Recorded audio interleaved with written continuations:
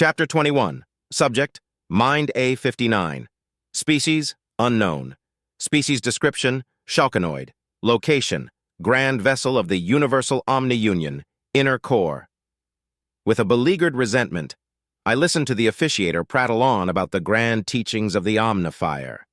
2/10 of every cycle is converted into wasted time by listening to the words of a man who died an unfathomably long time ago and the contemptible interpretations of those words. Words and interpretations that we are all able to recite from memory at a moment's notice as well, quite incongruous considering that the Omnifier praises efficiency above all else. From efficiency comes strength, the officiator said. From strength comes unity. We will all become as one and... A chime sounded the end of the sermon. The officiator, who had taken longer than he should have, regarded us with an embarrassed expression. The situation was amusing, but not even a hint of humor could be found in any of our expressions. The Copind, small room dedicated specifically to listening to religious sermons, is not the sort of place for levity. Without another word, the officiator gathered up his belongings and left the room. The rest of us followed suit. We left the Copind and entered the grand halls of the Inner Core. Most aboard the grand vessel would give anything just to visit the Inner Core for even a moment, even if it were just to gaze at the halls, which stretched for miles and miles and were lined with precious metals and art taken from lesser sentients. I'd always wondered if they were truly lesser than us. Why should we have any interest in their art and culture? Whenever I voiced such questions, they were either left unanswered or punished. Even when my superiors actually deigned to give me an answer, their answers never held up to even the smallest bit of scrutiny. Hypocrisy has no valid answer, I suppose. As the group strolled down the hallway on our way to perform our tasks, I paused to take part in a little ritual that I performed every cycle. Hung on the wall was a rectangular object with a plaque below it. I'd long since memorized the plaque. This object is a facsimile of an imagined scene known as a painting. Its creator, known as a painter, mixed various organic and inorganic detritus into a substance known as paint, then used a variety of tools to spread this substance on an appropriate material. The unimaginative description of such a beautiful creation was very typical of the Omni-Union. The scene in question was of mighty cliffs rising boldly above a methane lake. The intricate brushwork allowed purples, greens, and reds to blend together perfectly, granting an almost hypnotic effect. Every time I looked at it, I felt at peace, as if I were gazing upon this magnificent work of nature in person, despite how lethal that would actually be. I had been reprimanded several times for trying to learn the history of this painting. Dereliction of my duties, they called it.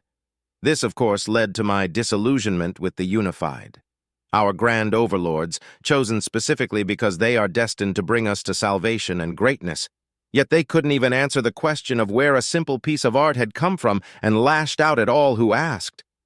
Countless civilizations have fallen to the Omni-Union, they explained.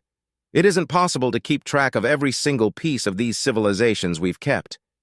Yet why then would one bother keeping it in the first place? Part of the beauty of a piece is its history. Yet for all of this art, the history has been either erased or edited to suit the Omni-Union's narrative. These pieces are placed in such a way that one could argue they are being kept safe. But from whom?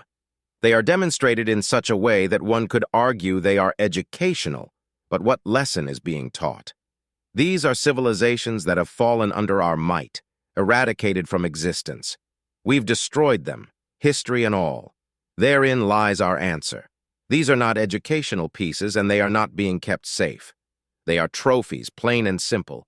The Omni-Union killed these people, took their galaxies to make the grand vessel, and hung up their art to express our ego. Disgusting. I sighed deeply, pushing down my feelings. As a mind, I am safe from the judicials so long as the other minds don't accuse me. Such an accusation is very serious, and if it is wrong, it can have drastic consequences. As such, it takes a lot for a mind to be reported for dissidence. Even so, I carefully looked around to be certain no one was watching, then turned back to the painting. "You will be avenged," I whispered. Satisfied that the Norim, which is plural of Nori, the spirit of a sentient being, heard me, I left to begin the cycle's tasks. An overdrone had flagged an incident as potentially concerning, and an automated system caught several flags that could indicate dissent. I would have to review the report. Of course, I knew it wasn't an act of rebellion, not from any sort of organized rebellion, at least, unless enough— "Greetings, 59. Done looking at your painting?" Mind 127 greeted me as I entered our office. "Yes, the novelty has yet to wear off." I nodded and gestured pleasure with 2 of the 8 fingers on my upper right hand. "How is your project going?" I find myself with little free time these days, so my progress has slowed significantly. I hope to have the new user interface in a testable state within the next 5 cycles, but I fear I am being optimistic. "I have faith in your talents. Keep at it. The Unified will no doubt embrace your readout redesign once it is finished," I said as I took my seat. My lower 2 arms operated my chair, as my upper pair of arms activated several sections of my readout. One section for my current task, another for preparing pending tasks, a third for information searches, and various others that would provide me with updates on the overall situation of the sector under my charge. "Have a look at last cycle's updates around halfway through," 127 said casually, but indicated stress with his fingers. "Oh?" I asked. I opened the relevant update and immediately sighed. The phrase "catastrophic failure" repeated on every other line of the report. I pulled up the section and noted with a bit of anger that it had been overdue for maintenance. Thankfully, though, no lives were lost. The lead overdrones had been pushing new construction, likely to curry favor and get more benefits. Now, though, they would have to be penalized. The judicials had already begun an investigation into whether this incident was caused by an act of dissent or incompetence. I, of course, knew it was the latter. "Quite a lot of activity recently," I noted dryly. "First the reactor and anti-grav generator fiasco, now this. I wonder if there are dissidents involved." "I don't think so. Doesn't quite have the feel of it. You aren't old enough to have experienced the last round of rebellion, are you?" "No," 127 sighed. "I would like to have been of use during that time of strife, though." "Oh," I asked, indicated an upcoming joke with my free hand. "For which side?" "For the Omnifier, of course," he said indignantly, but acknowledged my attempt at humor with a gesture.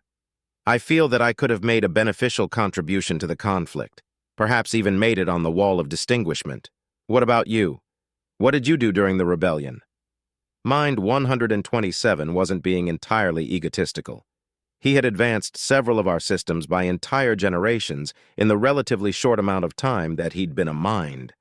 His current side project, a more advanced form of our current readout, would have made short work of sending waves of mechs and platforms after the drones. It may very well have shortened the length of the conflict, but it would have definitely increased the drones' casualties. "I did my tasks," I answered. "You would have as well. We shall use our energy to do what is required of us. To do any more or any less is a waste of that energy. This is efficiency," he replied with a sigh. "Yes, I know, but still. If Mind 127 followed the teachings of the Omnifier to the letter, the advancements that he brought about wouldn't have occurred. The mechs would still have that fatal error with their extremities that could cause flash fires, our shuttle guidance systems would still sometimes send the shuttle in the wrong direction, and drones with pacemakers would still have a risk of sudden heart failure. 127 knows these teachings, but the young are often overzealous. It had previously occurred to me that I might find an ally with him, but that thought was short-lived. Mind 127 has made it very clear that he believes in the mission of the Omni-Union. Despite the hypocrisy that flaunts itself directly in his face, he took none of the bait that I offered. Either he's a true believer or we're not as close as he's led me to believe. As I was about to reply, a red dot appeared in the corner of my eye. Mind 127 is a true believer, but he's also very trusting. He let me see his alterations to the readout systems, and from that I was able to create something very special, a sub-readout of sorts. "I'm sure you would have found a way to resolve the conflict in a more efficient manner," I said, giving a soothing sign. "Now, unless you have pressing matters to discuss, I will shift my focus to my work." "No pressing matters beyond those already discussed," he laughed. "May the Omnifier guide you, and you as well." Once he returned to his tasks, I slipped a data card out of a compartment in my lower left armpit and inserted it into a slot hidden under my knee. The user interface of my readout disappeared and reappeared with a red tinge. Red for the righteous fury that the rebellion feels toward the Omni-Union. The red dot had been a type of notification.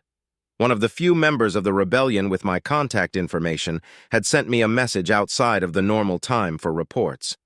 My cardiovascular pump throbbed steadily despite my rising emotions, and I wondered what could cause them to reach out to me at a time when we're most likely to be discovered. Could it be that they've been discovered? Is this a trap? Even if it is, I simply have to take care not to betray what I'm doing to the monitoring systems. Even if I reply, they'll only be able to narrow their search to the inner core. They won't suspect a mind, but they will do their due diligence. If I act suspicious, they'll notice, and that's when their suspicions will begin. I casually opened various reports on one side of my readout and looked at my inbox on the other side. With a carefully neutral expression, I noted that the sender designation was blank. That's not something that should be possible, which means that someone with advanced technical knowledge of the readout system had sent this message. As such, this message had not come from my rebels. Perhaps my readout is not as secure as I initially thought. I took a slow, deep breath and opened the message. You are Mind A59, formerly known as Child J677-5482. You command the operations of Grand Vessel Outer Sector Z899.J524-B61742. You have a preference for green food cubes and take great enjoyment from viewing art in the inner core. You received several punishments for showing signs of dissent as a youth, including 4 cycles of imprisonment which have been redacted from your record. And you are the leader of a rebellion against the Omni-Union. The message sent a chill through my reinforced spine, but I played this off with a slight yawn. Everything in the message was true, but how could they know any of this? Are they a unified? No, a unified wouldn't have the technical knowledge necessary to send a message in this manner. But how could whoever sent this access redacted information? Why send me this? Am I to reply? What would I even say? I decided to take some time to think before trying to reply and dismissed the message. The moment my finger pressed the icon, another message came in. With an unsteady feeling gripping my stomach, I opened it. I am an artificial intelligence created by an advanced race of beings who are part of a galactic alliance. I have no need for food, but do have a taste for art. I am currently occupying the Grand Vessel's systems and can see your every move. I will kill you and Mind 127 if you attempt to reveal my presence. I am approaching you with the offer of an alliance against the Omni-Union. I am Omega, and I will either be your salvation or your damnation. Make your choice. I was suddenly a lot less concerned with hypothetical judicials and nervously wiped my face. An alien artificial intelligence has invaded the Grand Vessel's systems?